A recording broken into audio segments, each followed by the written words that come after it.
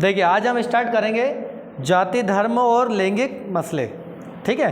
तो पार्ट 4 है हमारा, पर ये पुरानी बुक में पार्ट 4 है, नई पुस्तक में पार्ट 3 है। जाति धर्म और लैंगिक मसले आज का हमारा टॉपिक है। देखिए पहला प्रश्न करते हैं शुरुआत। प्राचीन समय में स्त्रियां तक ही सीमित थी। तो प्राचीन समय में जो स्त्रियां हैं वो कहाँ तक सीमित थी? तो राइट आंसर है घर की 4 दीवारी तक। कहाँ तक थी? घर की 4 दीवारी तक। दूसरा प्रश्न है, भारत में राज्य का आधिकारिक धर्म है। तो भारत में जो राज्य का आधिकारिक धर्म है वो क्या है? इनमें से कोई नहीं, मतलब हिंदू, इस्लाम या ईसाई, ऐसा कोई आधिकारिक धर्म नहीं है, है ना, इनमें से कोई नहीं। किसी देश के सार्वजनिक जीवन में महिलाओं का प्रतिनिधित्व तो काफ़ी कम है। किसी देश के सार्वजनिक जीवन की बात करें बेटा, सार्वजनिक जीवन में महिलाओं का प्रतिनिधित्व तो काफ़ी कम है। तो इसका राइट आंसर भारत में। कहाँ पर है? भारत में। चौथा प्रश्न है, भारत में लिंग अनुपात 1000 मर्दों के पीछे स्त्रियों की है। तो 1000 मर्दों के पीछे 940 स्त्रियाँ कितनी है? 1000 पुरुषों पर 940 महिलाएं। चलिए, 1000 लड़कों के पीछे लड़कियों की संख्या के अनुपात को क्या कहते हैं? तो 1000 लड़के के पीछे लड़कियों की संख्या के अनुपात को क्या कहते हैं बेटा? लैंगिक अनुपात। क्या बोलते हैं? लिंग अनुपात। चलिए, लोकसभा में महिलाओं का प्रतिनिधित्व कुल संख्या के ऊपर कभी नहीं हुआ। तो लोकसभा की बात कर रहे हैं और महिलाओं को प्रतिनिधित्व की कुल संख्याओं के ऊपर कभी नहीं हुआ। तो कितना नहीं हुआ है? 10% के ऊपर प्रतिनिधित्व कभी नहीं हुआ है। सातवां, स्थानीय सरकारों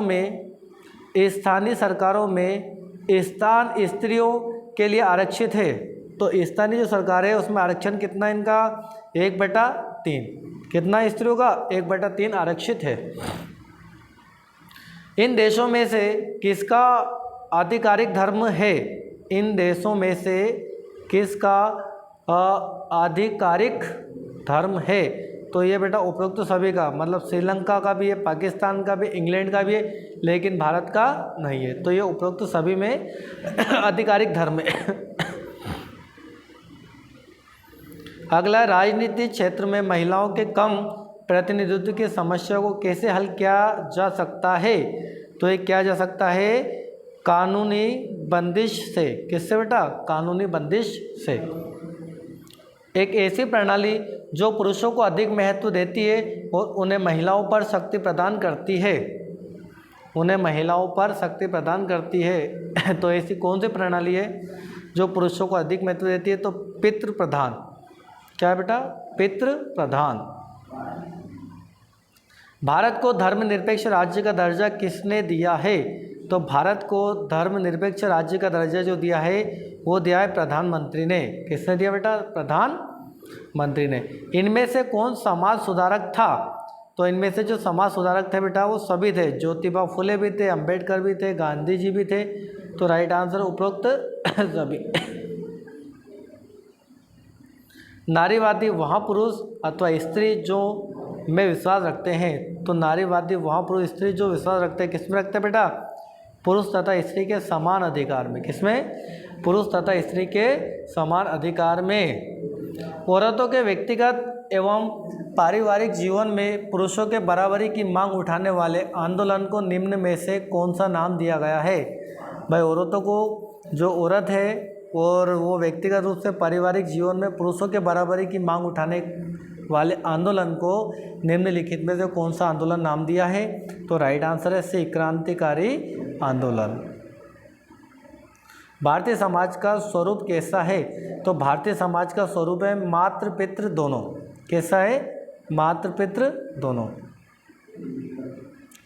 भारत में महिलाओं की राजनीतिक प्रतिनिधित्व में निम्न स्थिति का कारण कौन सा है? भारत में महिलाओं की राजनीतिक प्रतिनिधित्व में निम्न स्थिति का कारण कौन सा है? तो इसका राइट आंसर है बेटा आपका डी, उपरोक्त सभी। तो देख लीजिए आप, ये स्क्रीनशॉट ले लीजिए, सभी है। 17वां प्रश्न है, 2001 में भारत में हिंदुओं की आबादी कितने प्रतिशत थी?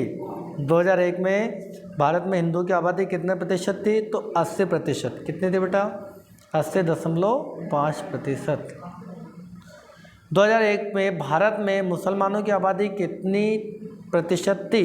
तो ये थी 13.4%। कितनी? 13.4%। भारतीय समाज का स्वरूप कैसा है? तो भारतीय समाज का स्वरूप है पुरुष प्रधान। कैसा बेटा? पुरुष प्रधान। भारत का राजधर्म कौन सा है? तो भारत का राजधर्म ना तो हिंदू, ना सिख, ना ईसाई, इनमें से ही कोई भी नहीं है। राइट आंसर है कोई नहीं।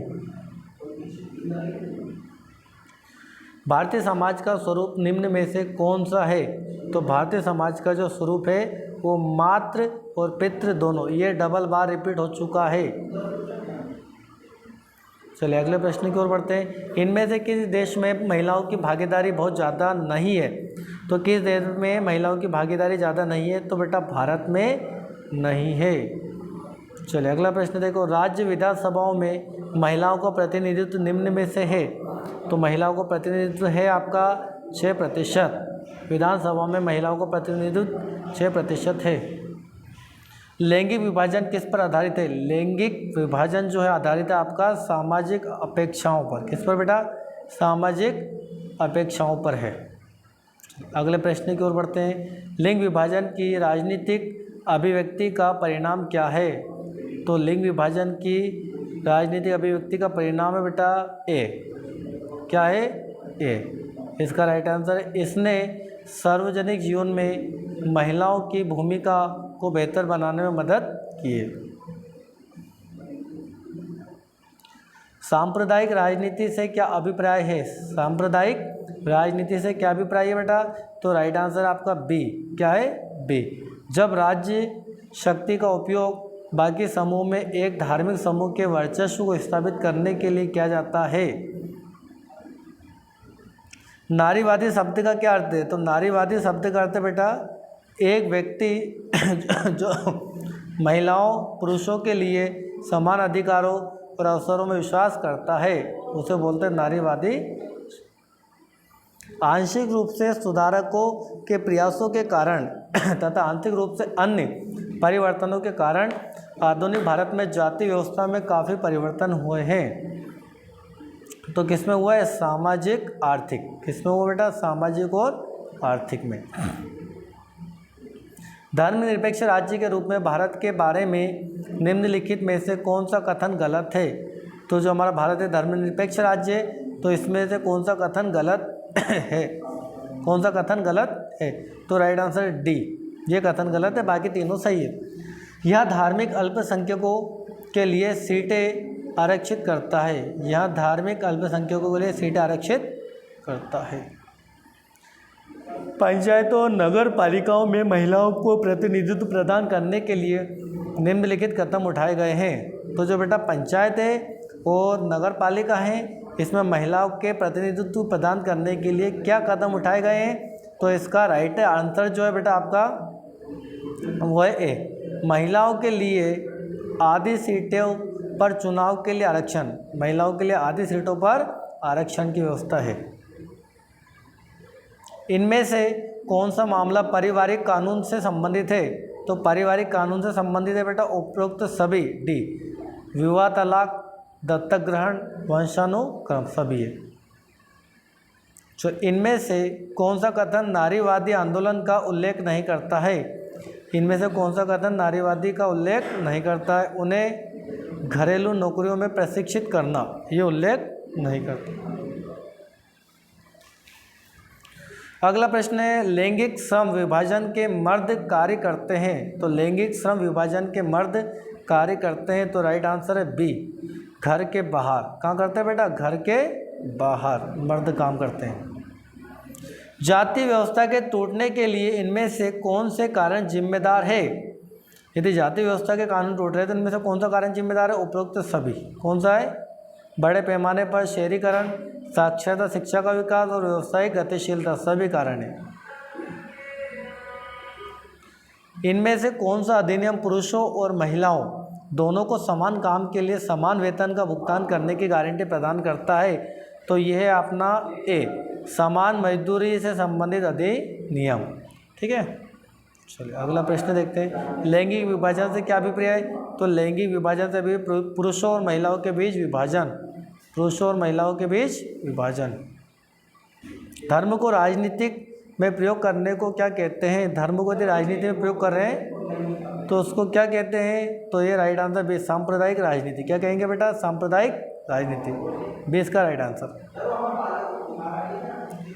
भारतीय समाज माना जाता है, तो भारतीय समाज माना जाता है एक पितृ प्रधान समाज। क्या माना जाता है? एक पितृ प्रधान समाज। इनमें से कौन सा सांप्रदायिकता के कुरूप रूप के बारे में सत्य है? तो कुरूप के बारे में सत्य है, तो राइट आंसर आपका डी उपरोक्त सभी। सांप्रदायिक हिंसा, दंगे, नरसंहार, उपरोक्त सभी। भारत एक देश है, तो भारत एक धर्मनिरपेक्ष है। कैसा है? धर्मनिरपेक्ष देश है। भारत में कुछ स्थानों पर लिंग अनुपात किस स्तर तक गिर गया है? तो भारत में कुछ स्थानों पर लिंग अनुपात किस स्तर तक गिर गया? तो राइट आंसर बेटा डी 800 तक। कितना गिर गया है? 800 तक गिर गया है। भारत में स्त्रियों की साक्षरता दर कितने प्रतिशत है? तो भारत में स्त्रियों की साक्षरता दर है बेटा 65। कितना है? 65%। कितना प्रतिशत है? 65। ठीक है बेटा, तो यहाँ पर हमने आज इसके सारे प्रश्नों को कंप्लीट करा है। तो जाति धर्म है ना, ये वाला हमारा पूरा टॉपिक कंप्लीट हुआ है, जो कि आपके सामाजिक विज्ञान में पार्ट 3 है, जाति धर्म और लैंगिक मसले। ठीक है, तो आप क्लास को 1 से 2 बार देखिए। आपको बार बार आपको इस क्लास को करेंगे तो आपके माइंड में सेट हो जाएगा और अच्छे से याद हो जाएगा। ठीक है, तो आज के लिए इतना ही। जय हिंद।